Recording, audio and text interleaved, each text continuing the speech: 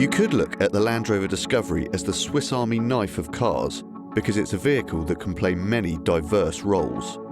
On the road, it has the comfort and quality of a luxury limousine, and it'll accommodate 7 people plus luggage as well as any MPV. With the seats down, it'll double as a removal van, and of course, being a Land Rover, it'll also get you further into the wilderness than most other 4x4s.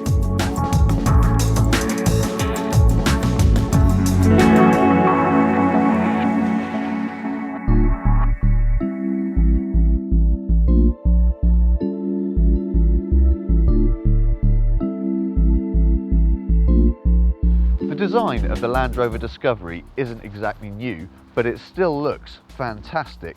Everywhere you look, there are big square details. The headlights, the fog lamp surrounds, the bumper itself, and it gives the car a really chunky, no-nonsense look that 4x4 buyers absolutely adore. This massive coarse mesh grille continues the effect, but there are 1 or 2 slightly daintier touches, like these daytime running lights incorporated into the headlamps.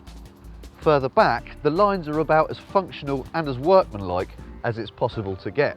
But on a car like the Discovery, that's a good thing. And this kink in the window line makes the rear end a little bit more interesting than it'd otherwise be.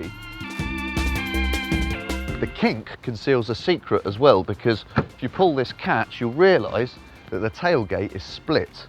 And when you drop this bottom section, you can use it as a picnic bench. But that's only the start of the versatility.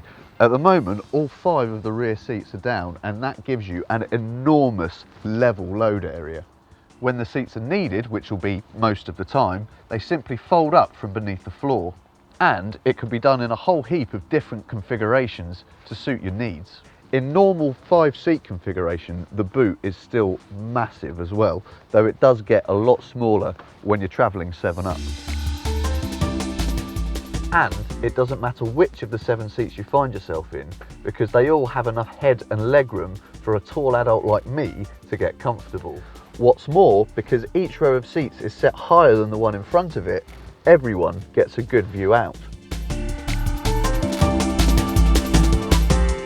Up front, the design echoes the chunkiness of the exterior with these big rubberized buttons that look and feel really substantial. The same goes for the quality of the cabin as a whole. It looks very robust in here, but it also feels really nice and plush. Most of the dashboard controls are easy to use, but the one exception is this touchscreen system, which is all a bit fiddly and slow to react. On the plus side, there's loads of adjustment for your driving position, and because you can see all 4 corners of the car, your view of the road ahead is brilliant.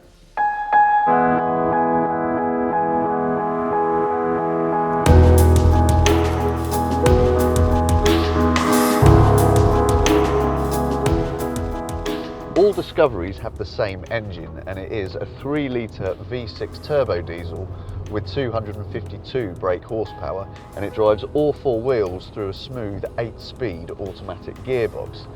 Now, considering the size and the weight of this thing, it actually gets off the mark pretty sharpish, and once you get it up to speed, it doesn't have any trouble accelerating on the move either. Not that you'll want much of that pace through the corners, because there is a lot of body lean to contend with. But it rarely gets to the point where it feels untidy, and because of the 4-wheel drive, you've always got bags of grip and traction to play with. By far the best thing about the way the Discovery drives, however, is the slushiness of the ride. All versions come with an adaptive air suspension as standard, and whatever the state of the surface, the Discovery just glides on over it in a really comfortable, wafty way. That suspension really pays dividends when you're off-road as well, because you can jack up the ride height, which lets you tackle even tougher terrain. And depending on what settings you select on the terrain response system using this little cluster of buttons down here, you can tackle anything from mud to snow to rocks. You can even wade through water up to a depth of 700 millimeters, and not many 4x4s can equal that. The Land Rover Discovery is one of the very best big 4x4s you can buy. It's got all the practicality and versatility that any family could ever need, it's hugely desirable, and it's comfortable and luxurious on the road. And, unlike many 4x4 rivals we could mention, it's pretty unstoppable off-road. Granted, it's not cheap, either to buy or to run, but we reckon it's worth every penny.